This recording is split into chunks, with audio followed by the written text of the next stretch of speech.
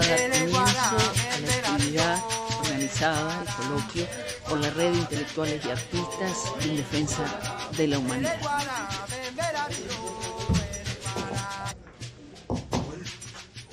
Bueno, buenas tardes a todas y todos. En primer lugar, agradecerles que estén por aquí acompañándonos a esta convocatoria del capítulo Uruguay de la Red de Artistas e Intelectuales en Defensa de la Humanidad.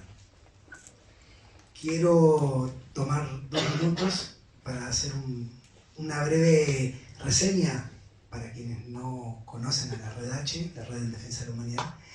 Comentarles que allá por 2003, en La Habana, un 1 de mayo, un grupo de intelectuales preocupados por la invasión a Afganistán e Irak decidieron hacer un llamamiento que se llamó Llamamiento a la Conciencia del Mundo, del que me permito leer un pequeño párrafo. Lo leyó el intelectual mexicano Pablo González Casanova. Este párrafo dice: hoy existe una dura campaña en contra de una nación de América Latina. El acoso de que es objeto Cuba puede ser el pretexto para una invasión. Frente a esto, oponemos los principios universales de soberanía nacional, de respeto a la integridad territorial y el derecho a la autodeterminación.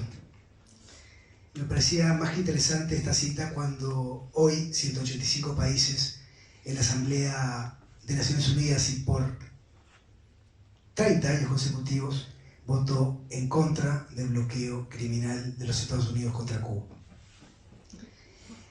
Todo el resto es un poco anécdota en relación a la Red H.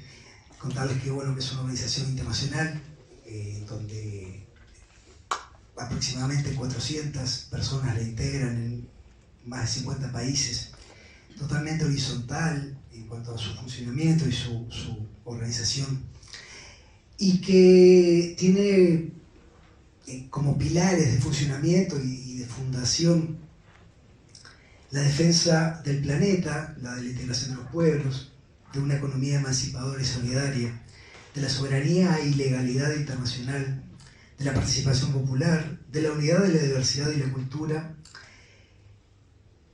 de la cultura y el conocimiento para todas y todos, en defensa de la pluralidad y de la veracidad de la información, en defensa de la memoria y en defensa de la paz.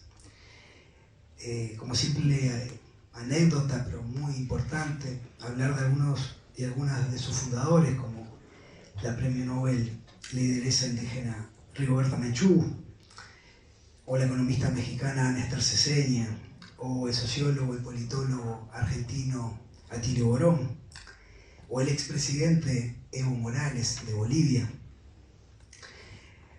o a quien perdimos hace poco tiempo, el historiador de La Habana, Eusebio Leal, el periodista español Pascual Serrano, el economista Samir Ader de Egipto, etc.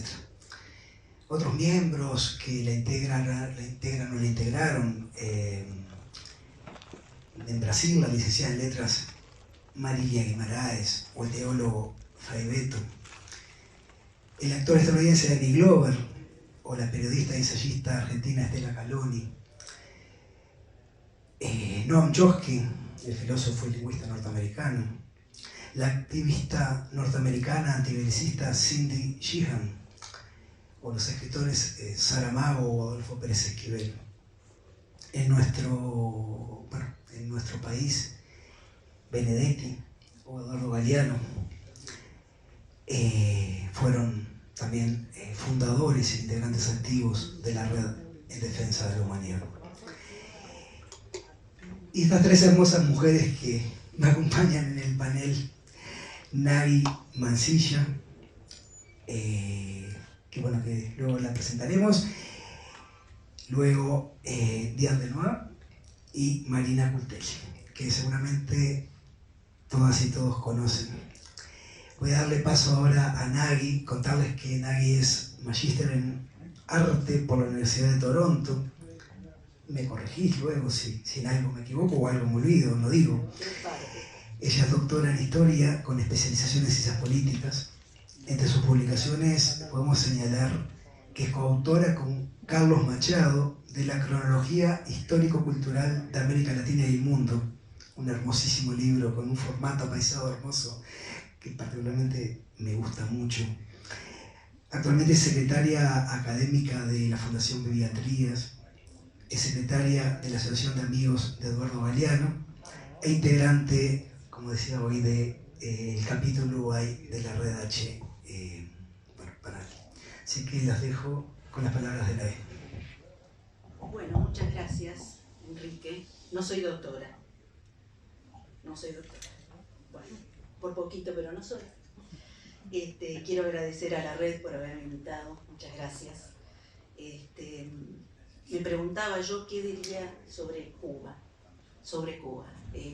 Capaz pensé en el contexto histórico, lógico, pero de larga duración, las relaciones con los vecinos, las migraciones, la relación con Estados Unidos. Bueno, decanté en que tenía que ser un año. ¿Un año cuál? Un año importante, un año significativo. Entonces dije 1958. Entonces les voy a presentar como un panorama de lo que pasó en 1958 en el mundo. Bueno, hiperselección, se imaginarán. Esto está bien así, ¿no? Bien. 1 de enero de 1958 entra en vigor la... Esto, de paso, les digo, es una garantía para que ustedes sepan que no me voy a pasar del tiempo, no me voy a por las ramas, nada. Entra en vigor la Comunidad Económica Europea, que hoy conocemos como Unión Europea. Bobby Fischer gana el campeonato de Estados Unidos de ajedrez con 14 años. Mientras que un B-47 de la Fuerza Aérea estadounidense deja caer una bomba termonuclear en suelo estadounidense, en el río Savannah, en Georgia, que nunca se encontró y de la que nada se habló después. El egipcio Gamal Abdel Nasser se convierte en presidente de la nueva y efímera República Árabe Unida, recuerdan, entre Siria y Egipto, y como espejo enseguida, apoyada por Occidente, obvio, la Federación Árabe entre Irak y Jordania, que acordaron el rey Faisal con su primo Hussein I de Jordania. También duró poco porque le pegaron un tiro a Faisal y se proclamó la República. En marzo, Nikita Khrushchev asume como primer ministro de la Unión Soviética, manteniendo el cargo de secretario general del PQS, Partido Comunista. En abril se realiza el primer vuelo transatlántico, Londres-Nueva York, la British Airways. En mayo, la tremenda crisis de los Pieds Noirs franceses nacidos en la colonia de Argelia, como saben, simbra la estructura política francesa, casi llegan a una guerra civil. Entonces recurren desesperados de nuevo al general de Gaulle para que resuelva todo. En China, Mao Zedong, que ahora se dice Mao Zedong, ¿vieron? Lanza el movimiento finalmente fracasado del Gran Salto Adelante. Había sido detenido por los soviéticos tras la derrota de la Revolución Húngara de 1956. Fue llevado a la Unión Soviética y reingresado a Hungría clandestinamente. En junio de este año 1958, ahorcan al ex primer ministro Imre Nagy, es ejecutado y su cuerpo oculto por 31 años. Yo nací unos meses después y por eso me llamo como él. Volvamos a Estados Unidos. En junio, Alaska se convierte en el 49º estado de la Unión. El problema racial se agudiza, si alguna vez quedó... Sí. Se agudiza siempre.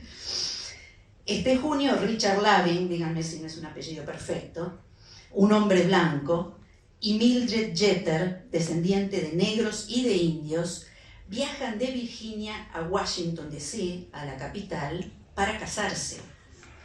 Cuando vuelven, son arrestados por violar la Ley de Integración Racial de 1924. Esta es una historia que tiene para largo.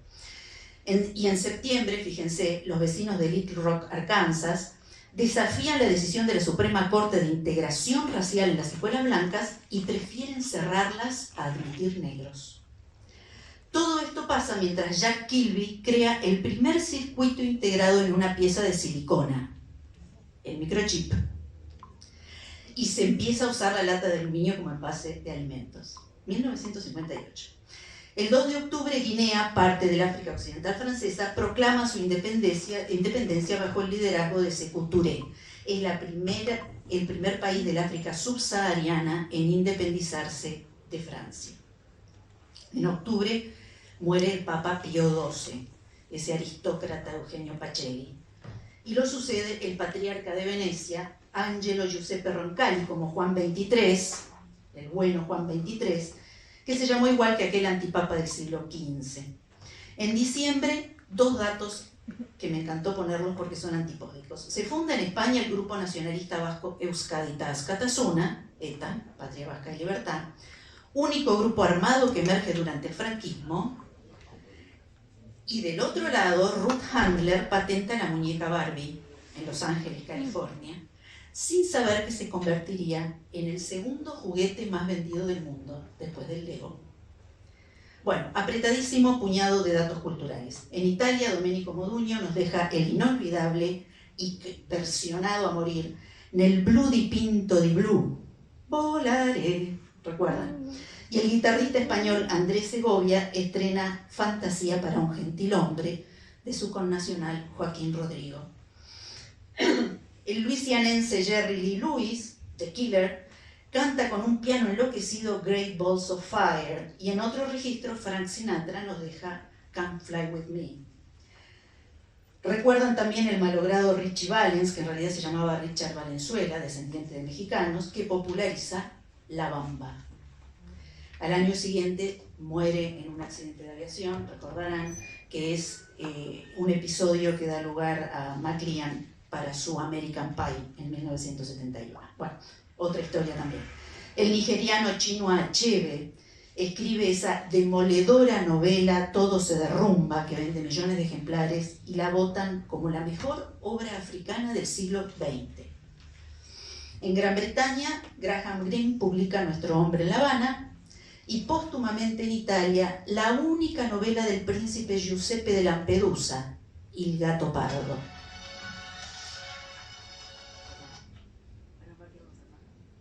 Vayamos a América Latina.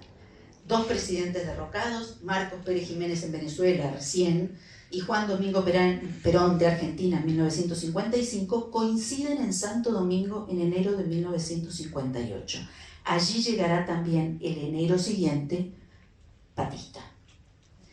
Hagamos un repaso de las primeras elecciones, de las principales elecciones. El 2 de febrero, como candidato único y con una mayoría abrumadora, es reelegido Alfredo Stroessner en Paraguay. Su octava y última vez era en 1988, lo que lo convierte en el dictador más antiguo de América Latina. En Argentina, tras un acuerdo con Perón a principio de año, Frondizi vence en las elecciones del 23 de febrero. El 6 de julio en México, el priista Adolfo López Mateos triunfa con el 90% de los votos en una elección en la que votan por las mujeres por primera vez. Y él dice: mi gobierno es dentro de la Constitución de extrema izquierda. Nosotros hacemos que le creemos. Pero el 4 de septiembre, por el estrechísimo margen de 33.000 votos, sí triunfa Jorge Alessandri sobre el candidato de izquierda, esta vez de verdad, Salvador Allende, en Chile. El 3 de octubre, en elecciones estaduales acá en Río Grande do Sul, Brasil, es elegido Leonel Brizola como gobernador, que estatiza las multinacionales ITT y Bond & Share. Pero al día siguiente ocurre la elección más impactante de la región. Es elegido como edil municipal en San Pablo por 100.000 votos Cacareco, el rinoceronte del zoológico. Esta idea será tomada luego por los canadienses, que formarán un verdadero partido político que se llama Rhinoceros en 1963 en Montreal. Mayo caliente con el recorrido de buena voluntad del presidente Richard Nixon por América del Sur, que fue convertido en un fiasco, protestas en casi todas las ciudades, con incidentes graves en Lima y en Caracas, pedradas, golpes, insultos que llevan a Eisenhower a desplegar tropas en las bases caribeñas.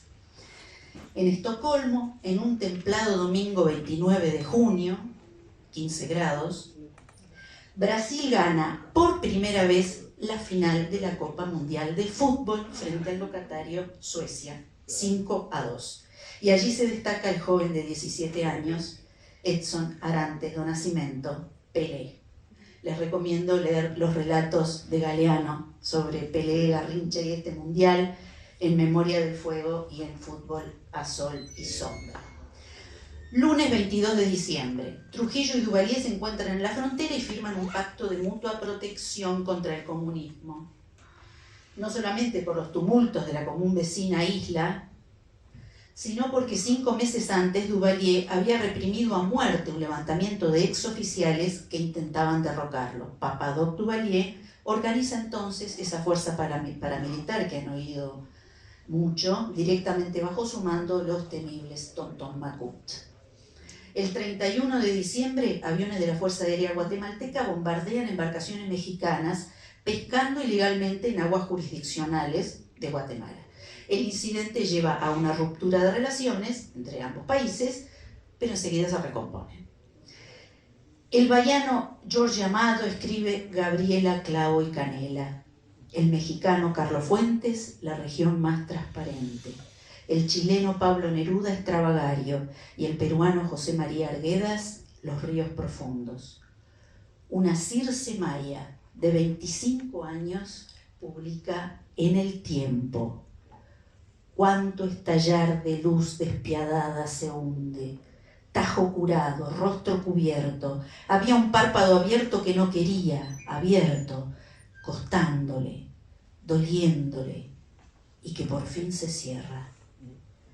El suizo cubano Alejo Carpentier, que está viviendo en Caracas, publica Guerra del Tiempo, pero también termina de escribir ese año y allí El siglo de las luces, publicado 4 años después. El chileno Lucho Gatica canta la famosísima versión, adoro esta versión, del reloj, compuesta en 1956 por el mexicano Roberto Cantoral, y en Brasil nace nada menos que la bossa nova, en la voz susurrante de João Gilberto en Chega de Saudade, de Tom Jobim y Vinicius de Moraes, 4 años antes de Garota de Ipanema. En pintura, el chileno Roberto Mata denuncia la tortura y la guerra de Argelia que vimos antes, en esa brutal tela El interrogatorio. Y del otro lado, la surrealista hispano-mexicana Remedios Varo nos regala Creación del mundo o microcosmos. Y nos vamos a Cuba. Cuba es una isla. No, es un archipiélago. Isla de Cuba, isla de Juventud y unas 1.600 isletas en el mar Caribe. La superficie es de casi 110.000 kilómetros cuadrados y tiene 11 millones y medio de habitantes con un 23% de población rural. 103 habitantes por kilómetro cuadrado. Para comparar, Uruguay es más grande, 176.000 kilómetros cuadrados, pero con una población de 3 millones y medio de habitantes. Solo 4% de población rural y una densidad de 20 kilómetros por kilómetro cuadrado. En la época que nos concierne, Cuba tenía algo más de 6 millones y medio de habitantes y una población rural casi de la mitad. Bueno, ¿qué pasaba en 1958? Febrero. El pentacampeón del mundo de Fórmula 1, Manuel Fangio, iba a participar del segundo Gran Premio de Cuba. Pero el domingo 23 a las 8:45 de la mañana, un miembro del movimiento 26 de julio lo secuestra en su hotel. Fue un bombazo internacional. Tras la carrera, que por supuesto Fangio no corre, es liberado en la embajada y dirá: no experimento rencor alguno contra mis secuestradores, y si lo hecho por los rebeldes fue por una buena causa, entonces, como argentino, yo la acepto como tal. Incidentalmente, ese verano, también del 58, hubo un intento de secuestrar al actor estadounidense Johnny Weissmuller, ¿se acuerdan? El que hacía de Tarzán. Ah, sí. Bueno, resulta que se dio cuenta y entonces empezó a gritar como Tarzán y atrajo a la gente, lo reconoció, la muchedumbre se acercó a él para pedirle autógrafo y listo, no lo pudieron secuestrar. En abril había fracasado, saben, el llamado a una huelga general y el 25 de mayo se lanza la gran ofensiva gubernamental con casi 12.000 hombres. Recuerden que el ejército rebelde eran 3.300 hombres armados. Bueno, mal pronóstico. Sin embargo, a partir de junio, los rebeldes comienzan una exitosa contraofensiva. Diciembre será definitivo. Del 22 al 31. Camilo Cienfuegos toma Yaguajay el miércoles 31. Che, se rindió Yaguajay. Estoy contando las armas. Son más de 350 fusiles, 3 trípodes, un mortero 81, una bazuca y equipo. Te veo mañana, Camilo. El propio Che, Ernesto Guevara, había tomado Santa Clara ese mismo día y entonces la isla quedaba dividida en dos y la dictadura colapsaba. Saben que la misma madrugada de ese año nuevo, Batista huye de Cuba hacia la Dominicana trujillista, como habíamos dicho, llevándose el tesoro cubano. Enseguida recalará en Madeira, Portugal de Salazar, para terminar, sin que nos sorprenda, en Guadalmina, al sur de la España franquista. Allí morirá 14 años después. Déjenme terminar con el fragmento de un texto de Galeano referido este año en Memoria del Fuego. Dice así: 1958, Yaguajay, Camilo. Atravesando como por magia bombarderos y emboscadas, las columnas invasoras llegan al centro de la isla. Queda Cuba cortada en dos cuando Camilo Cienfuegos se hace dueño del cuartel de Yaguajay, tras 11 días de combate, y el Che Guevara entra en la ciudad de Santa Clara. La fulminante ofensiva arrebata a Batista la mitad de la isla. Camilo tiene barba y melena de profeta bíblico, pero no es hombre de ceño fruncido, sino de risa abierta de oreja a oreja. La gesta épica que más lo enorgullece es aquella ocasión, esto es divino, en que engañó a una avioneta militar en la sierra, echándose encima un botellón de yodo y acostándose quietito con los brazos en cruz. Mi hijo mayor se llama Camilo por él. Muchas gracias.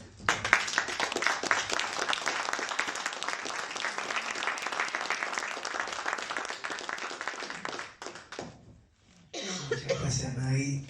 Yo pensaba mientras te escuchaba cuántas y cuántos quisimos, en primera persona, tener una profe de historia como vos. Haber podido estudiar historia de esa manera, lo reclamé toda mi vida. Gracias, Anabel. Bueno, continuamos con Diane de nuevo. Les cuento, seguro todos y todas la conocen, artista, cantautora. Comenzó, entre otros, con Eduardo Mateo. Editó varios discos, múltiples espectáculos por el mundo entero. Autora y coautora de varias canciones. Tal vez una de las que más se hicieron populares fue Como pájaro libre. Hermosísimo tema que luego Mercedes Sosa, Rumbo cantaran por el mundo. En coautoría con Adela Gay. En coautoría. Me leíste la punta. Porque por varios lugares por allí aparece tu nombre solo como autora y en otros lugares al revés. Es bien interesante aclararlo. Hay que ser democrático y decir la verdad. Totalmente, y eso me encanta. Voy a hablar a título personal. Para mí una de las cosas más lindas que te escuché fue Mejor me voy con Mateo, Musicación 4:30. Me encanta. Pero nada, es un paréntesis. Tenía por acá un apunte que decía que junto a Susana Castro, Ernesto Laíño y Walter Reino, con prólogo de Mario, inmortalizaste toda la obra de Ibero Gutiérrez. Hoy por hoy integras el Consejo Administrativo de la Fundación Mario Benedetti y, como decíamos al principio, también el capítulo Uruguay de la Radio Uruguay. Te escuchamos, Diana. Gracias Enrique. Bueno, buenas tardes y gracias por estar acá. Yo, como mi compañera, para no pasarme mucho, me traje unos apuntes para no aburrirlos demasiado. Y antes de hablar de lo que significa la cultura en Cuba y la proyección que ha tenido en América Latina y en muchas partes del mundo, yo quisiera señalar que el concepto de cultura para la Revolución Cubana, para esos peludos que bajaron de las montañas en 1958, tuvo un significado muy especial y que yo creo fantástico y único. Y hay dos iniciativas que quiero señalar, porque yo en realidad tendría que hablar también de música, pero estas dos cosas me parecen fundamentales para que se entienda lo que era el concepto de cultura para la Revolución. Uno es, por supuesto, la creación de Casa de las Américas y el otro son las latas de racionamiento. Yo no sé si ustedes saben lo que significa cuando yo digo las latas de racionamiento. Entonces les cuento que hace más de 60 años, cuando empiezan las tensiones de guerra y el bloqueo luego de Estados Unidos, Cuba tiene problemas muy serios de abastecimiento para su población, que ya tenía, como bien se dijo acá, 6 millones de personas, y crean una libreta que se llamó Libreta de Abastecimiento y Racionamiento, con la cual se iba al almacén, a la bodega, al abasto, como lo quieran llamar, a recoger esa cantidad de comida, pero había algunos alimentos que requerían de un envase especial, como por ejemplo las galletas, o ciertos fideos, porque no había tampoco dinero para hacer muchos empaques individuales. Entonces, crean unas latas, no de acero o de aluminio, pero latas de latón, que coincide con la campaña de alfabetización, porque en ese momento en Cuba, creo, si mal no me equivoco, vos sos historiadora, había más del 60% de analfabetismo. Después vamos a leer una cosa preciosa, eso, dale, sí. Y se les ocurre una cosa que yo encuentro maravillosa, y es llamar a 3 pintores abstractos, Joan Miró, Antonio Saura, que estaba exilado en esa época en Francia, y a Asger Jorn, que para los que no conocen era un pintor danés, noruego también, que fue el que creó el grupo Cobra, que fue un grupo irreverente de pintores abstractos en París en los años 40. Y lo llaman para que pinten las latas de racionamiento y así, a través de esas latas, sensibilizar a la población de las artes plásticas. A mí me parece que es maravilloso, no solamente preocuparse por darle de comer a la gente, sino paralelo a la campaña de alfabetización, acercarles la posibilidad de tener buenas obras de arte abstracto hecha por 3 grandísimos pintores.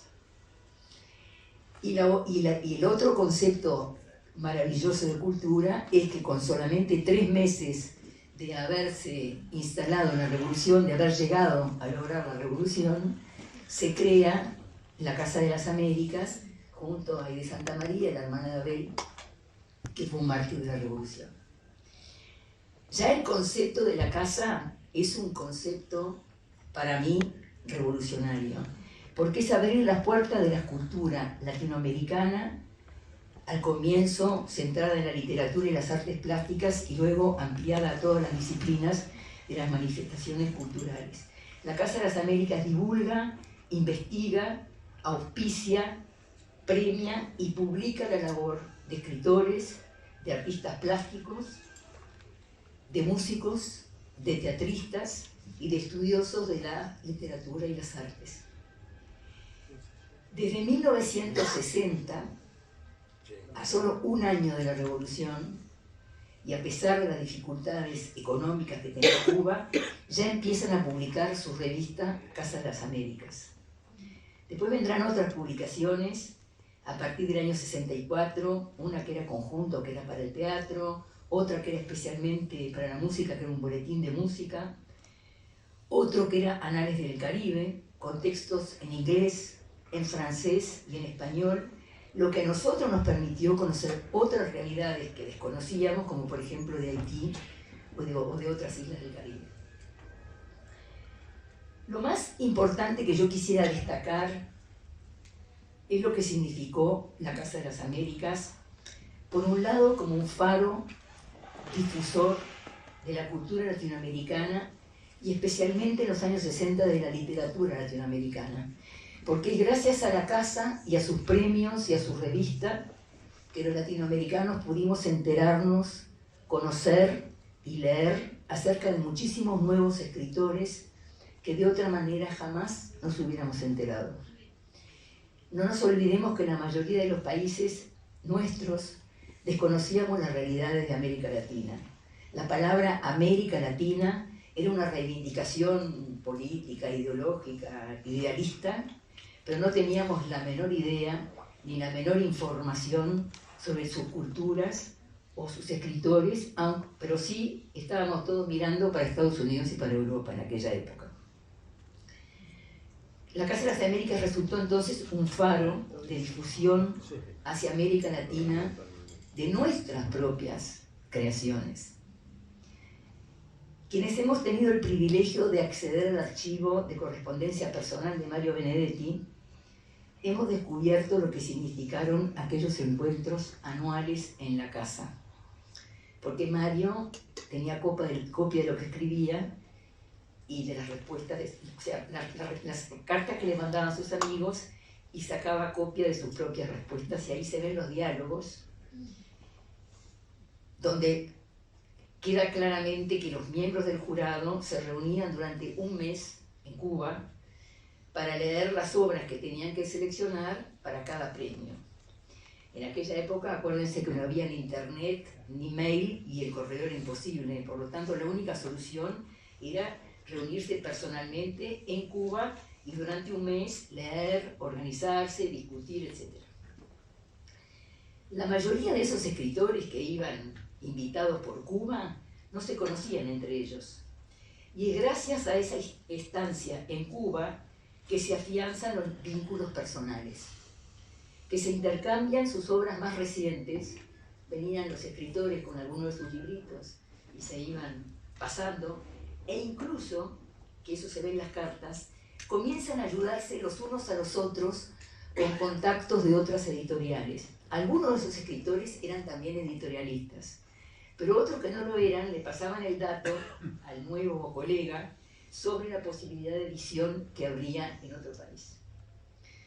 Se inician relaciones personales que luego durarán a lo largo de sus vidas.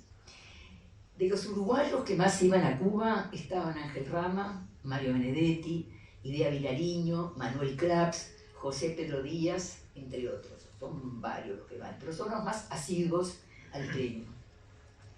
Y ahí se inician relaciones con los mexicanos como Efraín Huerta, Carlos Fuentes, Sergio Galindo, la salvadoreña Claribel Alegría, con Cortázar, con Vargas Llosa, aunque ambos Marios después se distanciaron, pero muy caballerosamente. Además de los cubanos, Alejo Carpentier, Lezama Lima, Nicolás Guillén y, por supuesto, Roberto Fernández Retamar, que fue el gran impulsor de los premios, luego fue director de la casa cuando fallece Aidé, y la mano derecha de Aidé, ¿no? Bueno, otro aspecto importante que creo de la Casa de las Américas, que creo que hay que señalar también, es el rol difusor que tuvo hacia Europa, lo cual le generó a estos escritores muchas posibilidades de trabajo, por medio de invitaciones de varias universidades europeas, no solamente de Francia e Italia, donde llegaban las publicaciones de la Casa de las Américas, sino también dentro del área socialista. Universidades de Hungría, universidades de Bulgaria, universidades de Checoslovaquia, que le permitió viajar, pero también generar algunos recursos económicos extraordinarios que en aquellos tiempos tanto necesitaban los escritores, yendo a dar cursos o seminarios. La Casa de las Américas promueve, además de las categorías de premiación para poesía, cuento, teatro, novela que ya mencioné, 10 años después empiezan con testimonio, literatura para niños y jóvenes, literatura caribeña de expresión inglesa, literatura brasileña, literatura francófona, después fotografía, grabado, etc. Y hay además un premio para música, composición y otro para musicología. O sea, realmente el área que abarca las disciplinas del arte Casa de las Américas es impresionante. Siempre con pocos recursos, pero nunca dejaron de cumplir las etapas y los tiempos previstos para los premios. Eso es brutal, y tampoco de convocar. Bueno, el otro aspecto que me parece interesante de la Revolución es el lado musical, y la Revolución se dedicó a difundir sus propios valores musicales. Que en la isla se conociera todo lo que es la composición, que es enorme. Yo no puedo hablar ahora acá de cada ritmo, porque en Cuba hay fácilmente, si no hay más de 40 seguro, más de 30 ritmos musicales propios. Entonces yo tampoco soy musicóloga, gracias a que soy compositora y que estudié música, pero no soy una experta, y además los mato, los aburro, porque es un papiro de género con diferencias sutiles y otras no. Bueno, todos conocemos a Carlos Puebla, que es el más ligado al triunfo de la Revolución, que en realidad es el cantautor testimonial de la Revolución, ¿verdad? Pero hay algo muy cubano, con características propias, que tuvo una gran influencia en las nuevas creaciones musicales, y son el danzón, el son y el son montuno. Más allá de algunas influencias africanas o europeas, el son es un género absolutamente cubano, como lo es el danzón, que se extendió por toda la isla y hasta el día de hoy se baila bien pegaditos, que también se conoce como habanera o la danza criolla, ¿no? De ahí viene. Entonces hay que nombrar a un señor muy importante, que fue el señor Miguel Faílde y Pérez, matancero, que la estrenó en el año 1879. El danzón es importante porque el danzón empieza a incluir instrumentos de viento, sobre todo la flauta, que es la protagónica, la que protagoniza. Incluyó los violines, que hasta ahí no se tocaban tanto en Cuba, que después también se van a utilizar en la charanga, y la percusión cubana, que está presente en la mayoría de los ritmos. A ver por dónde seguimos. Ah, claro. Porque los vientos, ese protagonismo que lo tienen en el danzón, también lo tienen en el son montuno, también creado por otro matancero, que es un virtuoso ciego, tresero. Tresero es el que toca el tres, no sé si saben que es una guitarrita chiquita que tiene 3 cuerdas dobles, que fue un señor Arsenio Rodríguez, que a pesar de ser ciego, realmente fue de un virtuosismo brutal, y él es el que crea el son montuno. Son montuno del que subrayo la riqueza muy particular que tiene. Es muy bailable, tiene una forma armónica más elaborada que el son, es más intenso rítmicamente, y se caracteriza por los coros que se van repitiendo, por eso se le llama montuno. Y las letras del son montuno describen en general la cotidianidad con mucho humor y muchas veces con doble sentido. Así como al danzón se le agregaron los violines y la flauta, es muy importante en el son montuno la inclusión de los vientos. Y tal es la influencia que tuvo el son montuno en los años 50 y 60, que me atrevo a decir que es el germen que da origen a la salsa. Tanto por los vientos, quizás más enérgicos, como por el despliegue de percusión y los coros montunos, esas voces de frases repetidas que también adoptó la salsa. Bueno, no voy a hablar mucho de los otros ritmos, pero tengo que mencionar al guaguancó, que no es de Oriente, no es de Matanzas como los sones, sino que viene de La Habana, del mismo periodo que es cuando la abolición de la esclavitud. Viene de la rumba, está basado en ritmos religiosos profanos o santeros, y en algunas variantes más conocidas que tiene el jambú, que es un ritmo más lento con mucho predominio de la percusión, o la columbia, que es más movida, pues un ritmo de 6x8, donde lamentablemente en el baile el único protagonista es el hombre. Pero bueno. Bueno, sí quisiera terminar nombrando dos cosas fundamentales en la música, en la cultura cubana, que es Leo Brouwer y la Nueva Trova. Leo Brouwer, además de ser el nieto de Ernestina Lecuona, la hermana de Ernesto Lecuona, Ernestina pianista, poeta, maravillosa, yo creo que Leo Brouwer es realmente el puntal de la música cubana. La música cubana clásica y la música cubana popular. Desde 1960 fue el director de los primeros departamentos de música del ICAIC. Para los que no saben qué es el ICAIC, es el Instituto Cubano de Artes Industrias Cinematográficas. Es el creador del Teatro Musical de La Habana, director y fundador del Grupo de Experimentación Sonora del ICAIC. Esa es la vertiente de la música popular.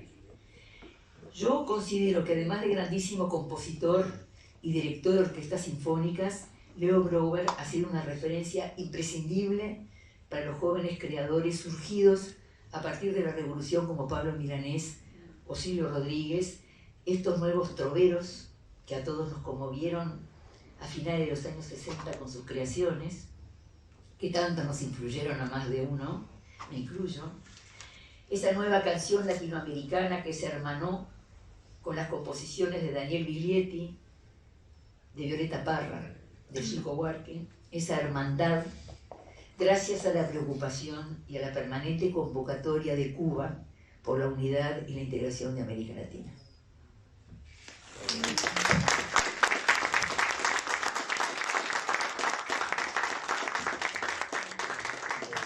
Muchas gracias, Adrián. Riquísimo aporte. Pensamos que el tiempo iba a sobrar y estamos con el tiempo medio.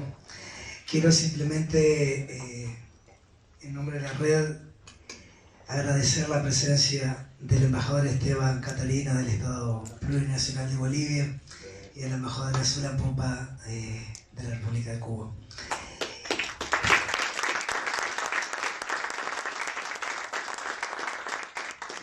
Y sin más, para no robarle tiempo a Marina, presentarles a Marina Cultelli, magíster en Educación, artista, licenciada en Artes Escénicas en el Instituto Superior de Arte en Cuba.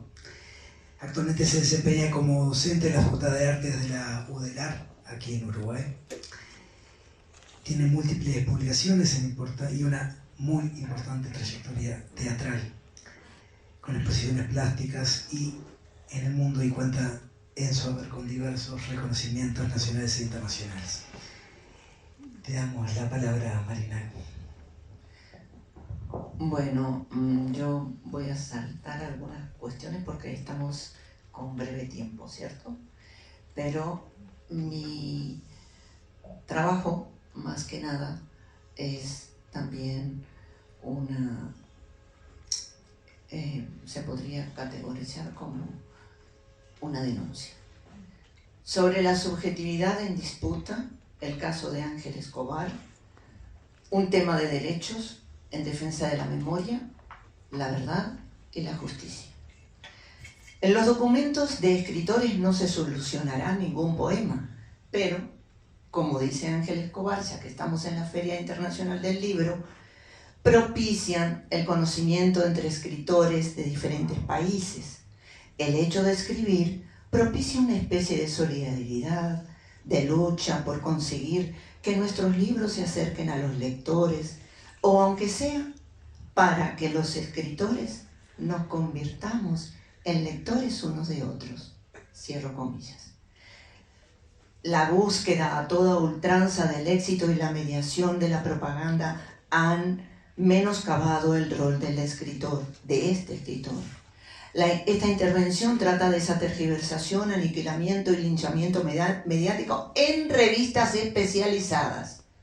Y aquí voy a situar que las revistas especializadas a nivel académico también responden a intereses hegemónicos y que son producto de una mediación comercial y económica en la cual las universidades, como la UDELAR, entre otras muchas, estamos luchando. Porque hay verdades que es necesario aclarar sobre una subjetividad en disputa. El caso de Ángel Escobar. Bien, ser poeta, vivir de su manera, aborreciendo los lugares comunes, es su verdad, su pensamiento poético. No tenían utilidad. Me circunscribo a él en la imperfección de su pensamiento en mi memoria. No pretendo explicar lo poético, donde toda realidad era cuestión de sus verdades, a veces ingenuas, curiosas, sin recetas, vértigo, sin antídoto. Ángel huía del utilitarismo en una generosidad sin respuestas, donde todo era sentido desprejuiciadamente y sin intereses. Su poesía corta el aire hoy, interviene hoy, aquí, para no darnos descanso. Estas batallas de la cultura, como la que hoy está viviendo Cuba, y este es un sencillo caso, tienen ya en nuestro continente más de 500 años. Develar los supuestos eslóganes anquilosados, subterfugios ideológicos prefabricados, academicismos a ultranza, hacer desconfiar, sospechar de lo aparentemente banal, lo que se presenta con piel de cordero. El objetivo de la poesía es poetizar. Nunca una verdad fue más obvia. El amor verdadero no tiene objeto que amar. Ángel proclamaba el desinterés del amor sin condiciones, tal como su poesía. Cuando vino aquí al Uruguay, invitado por Luis Bravo, Silvia Guerra y Mario Delgado a Paraína, al Festival Latinoamericano de Poesía del 93, le atormentaba su libertad poética y el no poder superarse a sí mismo como una incorruptible fidelidad sin concisiones. Hoy es considerado por muchos, junto a Vallejo, de principio del siglo, el mejor poeta latinoamericano de la segunda mitad del siglo XX. Ángel Escobar es de los que nunca dejan de escribir mientras alguien los lea. Hoy, la editorial UNEAC vuelve a editar sus obras completas, pero yo no puedo hablar del mito, no quiero, sería una traición. Vengo a situar su sencilla humanidad. Me corresponde ejercer justicia sobre su memoria. Su voracidad por la lectura se presentó desde muy temprano y empezó a escribir cuando nos conocimos. Teníamos 16 años, ya andábamos con Martí en la cabeza y Franz Fanon abajo del brazo. Hoy Ángel, en lugar de ser colocado en la casilla de los negros ilustres por una revista norteamericana, debería de estar junto a los poetas de la descolonización, de las epistemologías afrocentradas de este sur. Su abuela había sido esclava. La memoria ancestral no cedía el paso ante la tragedia de la esclavitud. Autores como Morán Francisco usan y abusan de su paráfrasis sencilla sobre versos de José Martí cuando ve matar a un esclavo sin conocer su vida.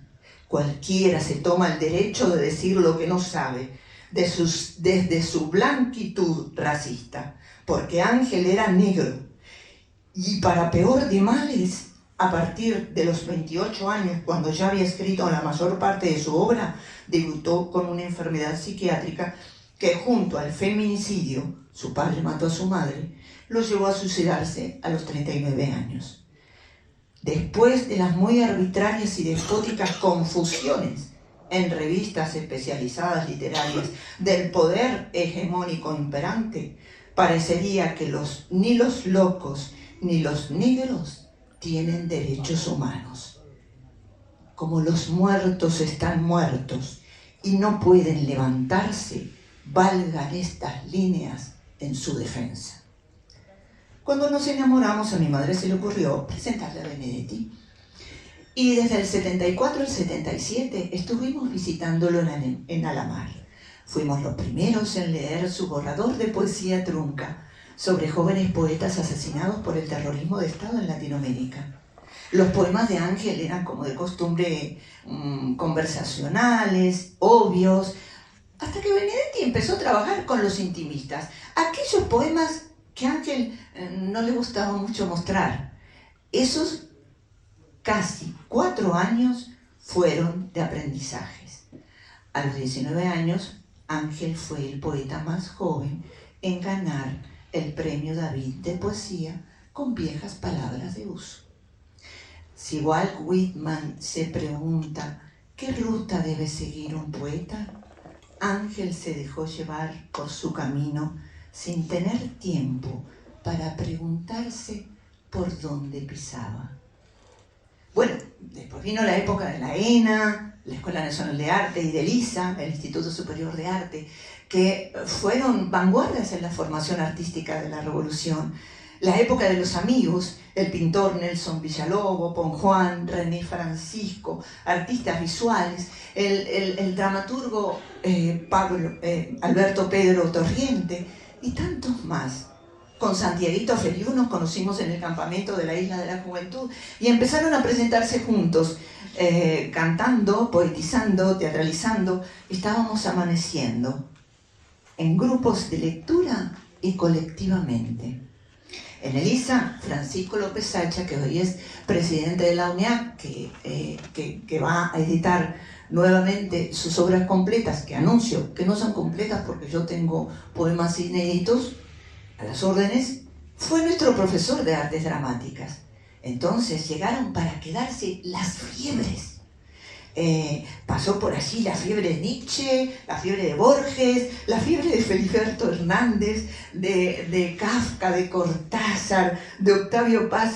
Les llamábamos así por la circunstancia febril que nos consumía en la lectura hasta altas horas de la noche, con libros que caían en nuestras manos y había que leerlos en un par de días y devolverlos y pasarlos a otros tan ávidos como nosotros. Nuestra época de extraer libros empezó con la obra completa de Borges en la casa de Basilia Paspartamathieu, otra poeta. Luego de leerlo, volvió a su lugar sin que nadie se diera cuenta. Y salíamos de Cinemateca los sábados, dejando atrás a Bergman, Kurosawa, Tarkovsky, Buñuel, Fellini. Y llegábamos a lo de Basilia, un paréntesis para lo que fue Cinemateca en esa época, una gran formadora en lo que es el lenguaje audiovisual del cine. Bueno, en casa de Basilia se reunían grandes poetas como Pablo Armando Fernández, Antón Arrufat y otros notables. Conocimos, por ejemplo, a Virgilio Piliera en diálogo con Humberto Arenal, cuya familia aumentó la nuestra. Entonces dejamos de sustraer libros para no romper las amistades. En realidad fueron 2 nada más. En la guerra contra cualquier activo de realismo socialista a favor de la interculturalidad, donde el exilio latinoamericano tuvo su quehacer, su influencia favoreció metáforas, imágenes literarias que surgían naturalmente, dando luz a su poesía. No era el tiempo bicéfalo, sino multicéfalo. Cuando Daniel Biglietti nos visitaba en La Habana, nos juntaba y hacía preguntas hasta llegar a Ángel. ¿Y usted qué piensa del Uruguay? Era el tiempo en que nos juntábamos en tertulias en el edificio detrás del apartamento de María Gravina, por entonces Premio Casa de las Américas. Esos encuentros se podían convertir en serenatas, en poéticos decires y canciones de Alberto Tosca, Ferrer o cualquier trovador que cayera con su guitarra. Era el tiempo en que se contrastaban versiones de poemas tirados en el largo sillón de la casa de Sir Andrés. Los fines de semana nos quedábamos hasta tarde en la casa de César López, donde iba también Efraín Rodríguez, y los domingos pasábamos la tarde con Eliseo Diego, ese grande poeta que nos hablaba de literatura y comentaba sus versos y sus viajes. Era el tiempo en que la perra de Reina María Rodríguez se tiró por el balcón, sin importarle los tantos premios literarios de su dueña, ante sus hijos sin asombro. Yo no podía hacer que un animal o que alguien se tirara por un balcón.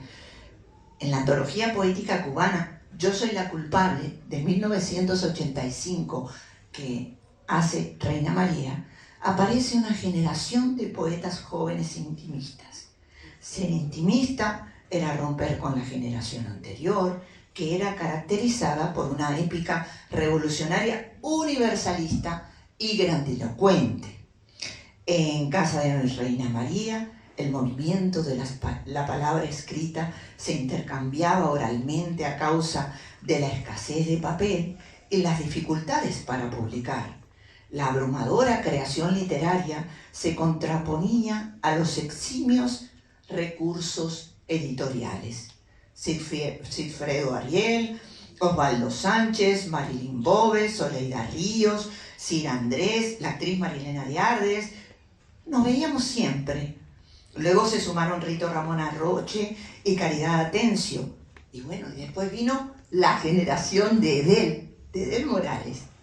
Bueno, Rito Ramón Arroche llegó a nuestra casa en Alamar a sus 17 años y enseguida supe distinguir su poesía. Ángel lo adoptó y cuando lo despedimos, porque se iba para Angola, levantó la vista del plato, se iba para Angola a combatir.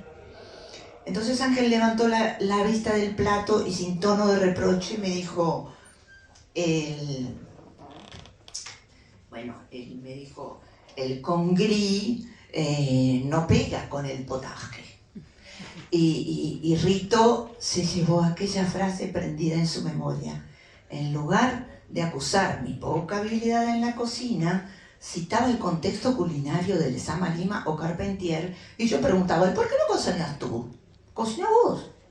Sobre la poeticidad política de aquella generación, dice Reina María Rodríguez, nuestra generación vuelve al yo, que es volver a la intimidad.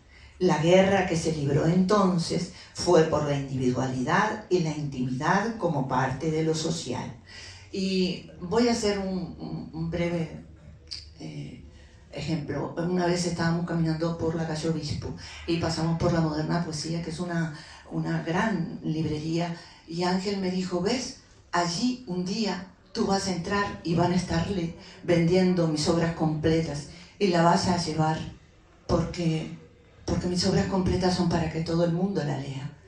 Y no era su banalidad, no era esa otredad, era para que todo el mundo lo lea, era para compartir sus palabras.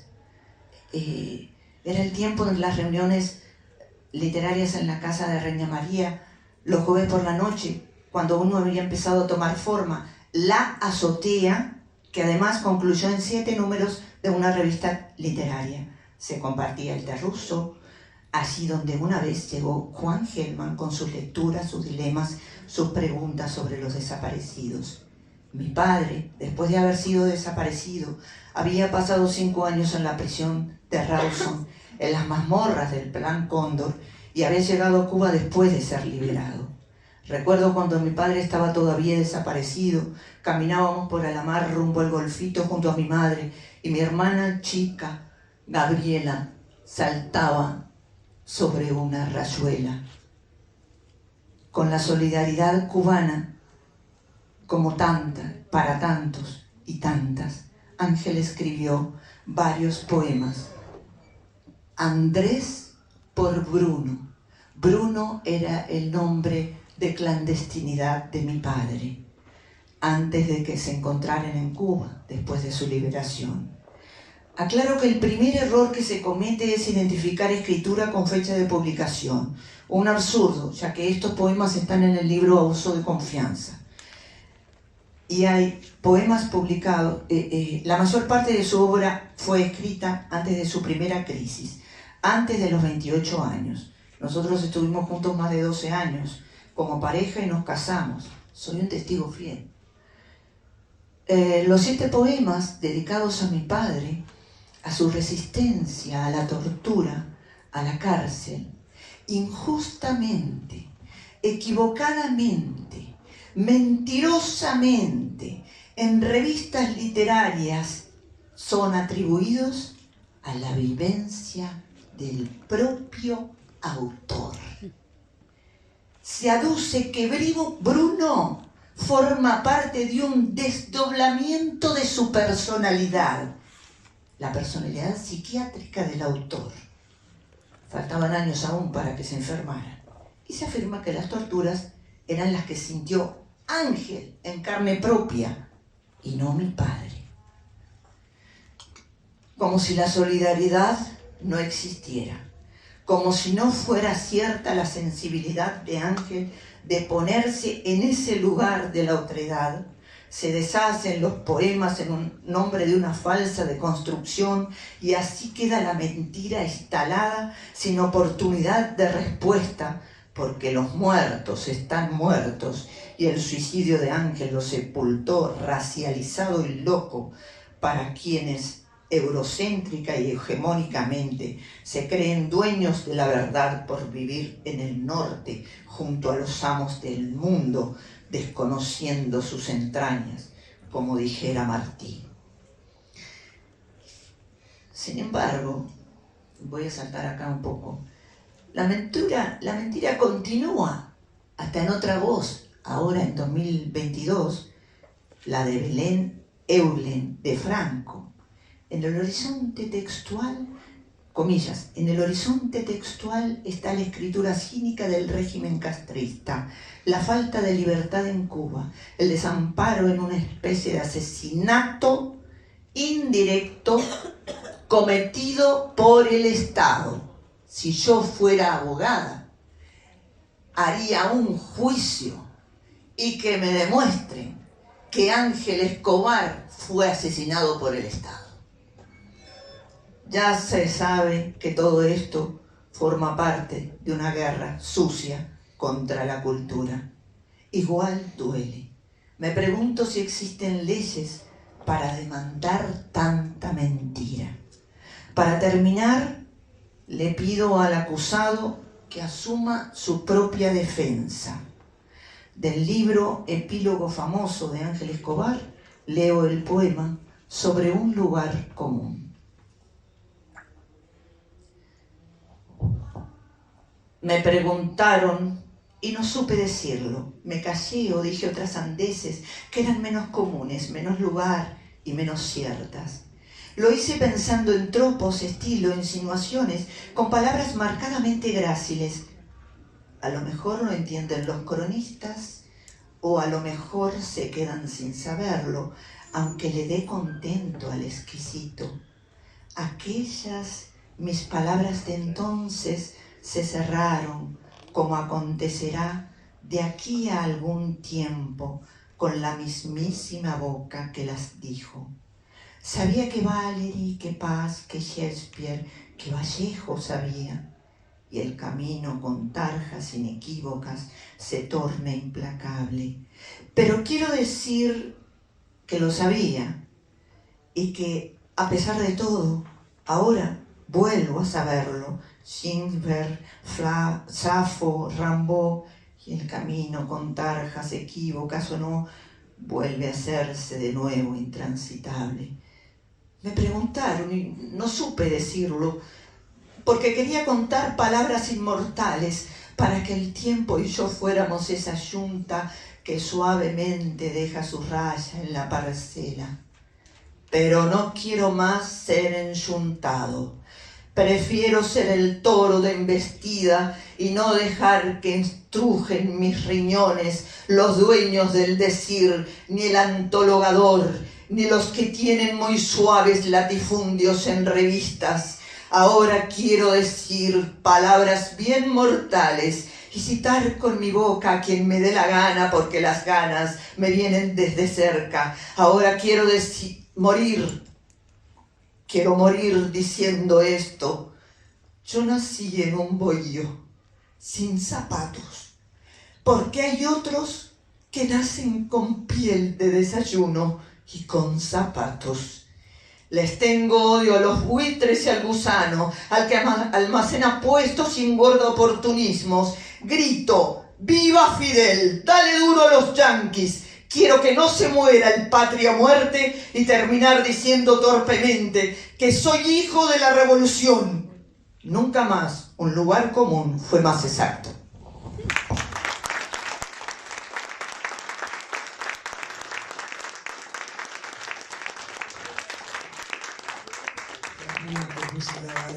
Marina, para terminar con este coloquio que seguramente podía haber sido de 5 horas. Cuando empezamos dijimos que quizá una hora. Enorme de revistas. Cuando empezamos pensamos que una hora era mucho tiempo y una hora fue muy pequeñita. Solamente en nombre de la Red en Defensa de la Humanidad del capítulo B, agradecerles a todas y todos estar aquí, en particular a este hermosísimo panel. Diane, Nagui, Marina, muchas gracias.